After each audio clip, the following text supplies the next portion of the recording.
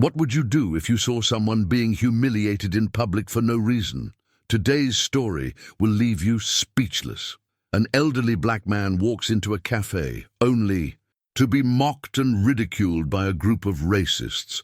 But what they didn't know is that this man has a past that would shock them and teach everyone a lesson they'll never forget. It was a quiet afternoon in a small-town café in Georgia. The place was filled with the usual mix of locals, students with their laptops, retirees sipping coffee, and a few families enjoying a meal.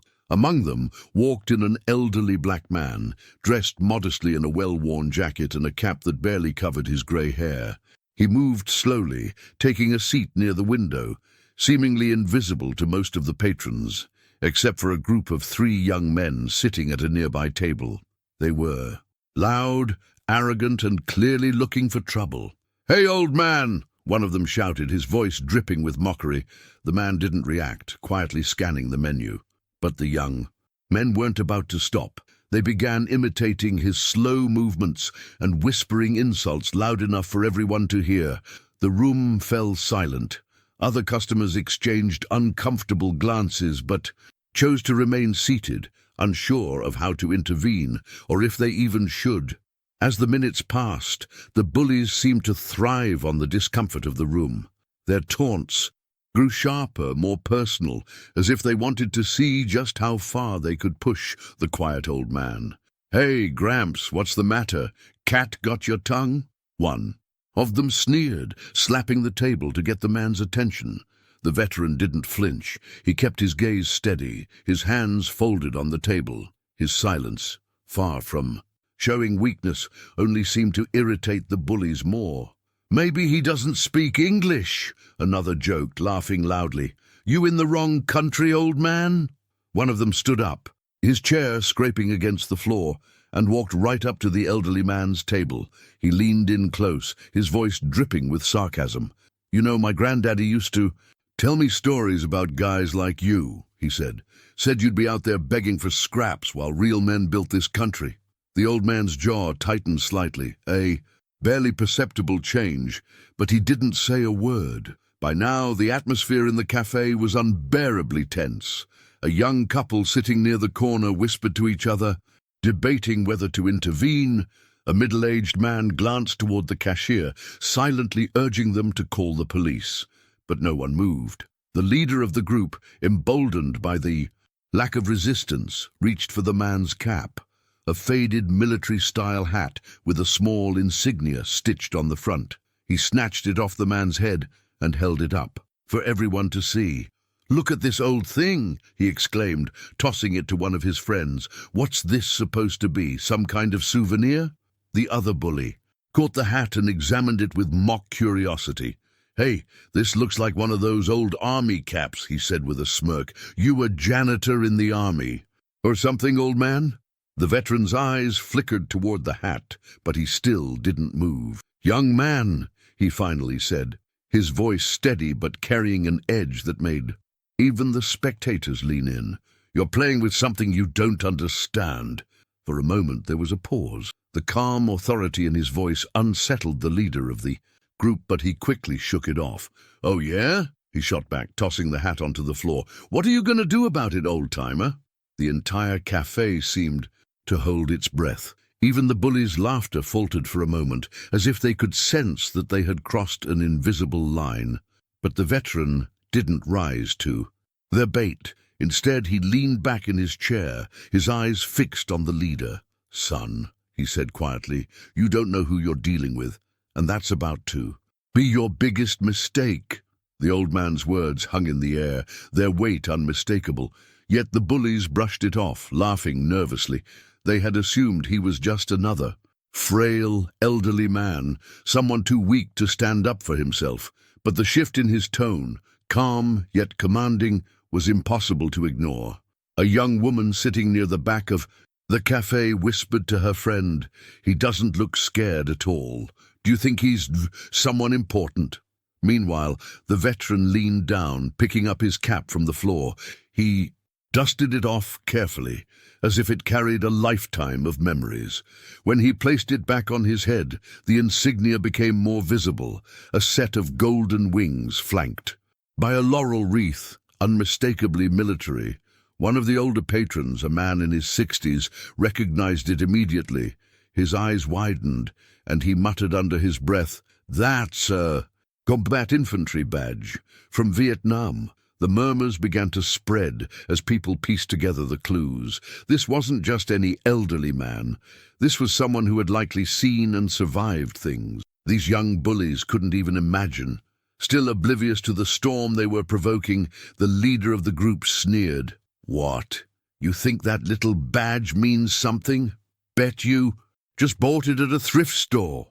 But others in the café were no longer passive spectators. An older woman near the counter chimed in, her voice shaking with both fear and anger. "You boys don't know who you're messing with," she said. "That's a soldier's badge. You better leave him alone." The leader turned toward her, clearly annoyed. "Mind your business, lady," he snapped, but his confidence was starting to waver. The veteran, still seated, finally broke his silence again. "Let me tell you something about that badge," he began, his voice low but steady, commanding everyone's attention. "I earned it in the jungles of Vietnam," he said, his eyes locked on the group of bullies. "When I was just a little older than you, I fought for this country, fought for the right of everyone in this room to sit here peacefully, and while you were out here disrespecting me, I was busy saving lives of people who didn't even look like me." The room fell silent, the gravity of his words sinking in. The bullies exchanged uneasy glances, realizing they had grossly underestimated the man sitting before them. He continued, his voice growing stronger. "You think you're tough? You think you understand what it means to be a man? You don't know the first thing about sacrifice, about loyalty, about respect, and that's the real tragedy here." By now, the other patrons were staring at the bullies with disdain. Their arrogance had been stripped away, leaving only the raw discomfort of being exposed for who they really were, cowards. The leader of the group clenched his jaw, trying to regain his composure. "You think a story about some old war makes you special?" he shot back, his voice shaky. "That was a long time ago. Nobody cares about that now." But the café wasn't on his side anymore. "You should care," came a voice from across the room. It was the older man who had recognized the badge. He stood up from his seat, his eyes blazing with anger. "Do you even understand what that man went through? That's not just any badge. It's a symbol of bravery. It means he's seen combat, probably saved lives, and risked his own for people like you." The younger man faltered, but the veteran's calm gaze didn't waver. He slowly stood up, and for the first time, the bullies saw his full stature. Despite his age, he carried himself with a quiet strength that spoke volumes. His shoulders were broad, his posture unwavering, and his presence commanded respect. "I'm not here to tell war stories," the veteran said, his voice firm yet calm. "But since you've decided to disrespect me, let me tell you something about the men who didn't make it back home. They gave everything so that kids like you could grow up in a free country, and this," he gestured to his badge, "isn't about glory. It's about remembering them." A murmur of agreement swept through the café. People began to stand one by one, in silent solidarity with the veteran. The bullies were visibly shaken, but the leader wasn't ready to back down just yet. "So what?" he muttered. "You're still just an old man." At that, the veteran took a deliberate step forward, closing the space between them. His eyes, sharp and unyielding, bore into the young man. "Old," he said with a faint smile. "Maybe, but I've faced things that would make you crumble in seconds, and you're standing here acting like you're tough when all I see is a scared boy trying to look important." The café erupted in applause. The young men looked around, realizing there was no way to save face. The leader's bravado melted away, and he muttered a half-hearted apology before turning to leave. His friends followed him out, their heads hanging low. The veteran turned to the crowd and tipped his hat slightly. "Thank you," he said quietly, before sitting back, down at his table. As the bullies slinked out of the café, the atmosphere began to shift. The tension that had gripped the room was replaced by an air of admiration and deep reflection. People who had been too scared to speak earlier now approached the veteran with quiet gratitude. A young man who had been sitting at a corner table walked over, his voice shaky. "Sir," he said, I just wanted to say thank you for your service. My grandfather fought in Vietnam too. I'm sorry I didn't stand up earlier." The veteran gave him a small smile, his eyes kind. "It's not about what you didn't do," he said. "It's about what you'll do next time." The words resonated deeply, not just with the young man, but with everyone in the café. They weren't just about standing up in that moment. They were a call to be better, to live with more courage, respect, and empathy. The older gentleman who had spoken up earlier placed a hand on the veteran's shoulder. "You handled that with more grace than most people could," he said. "Thank you for reminding us what real strength looks like."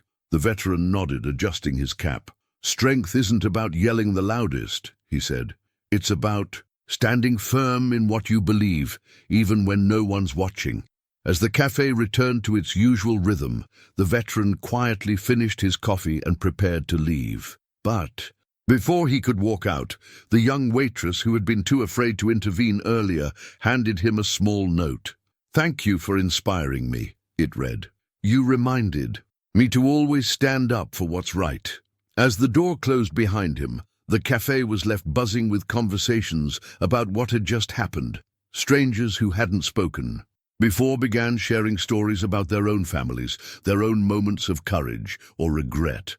And the lesson was clear to everyone: respect and humility are timeless virtues, and judging someone by their appearance can lead to devastatingly wrong assumptions. In life, we often meet people without knowing their stories or the battles they fought. This veteran's grace and strength are a reminder to respect others, no matter their age, race, or background. What would you have done if you were in that café? Let us know in the comments below. And don't forget to subscribe to our channel for more stories that inspire and make us reflect. See you in the next video.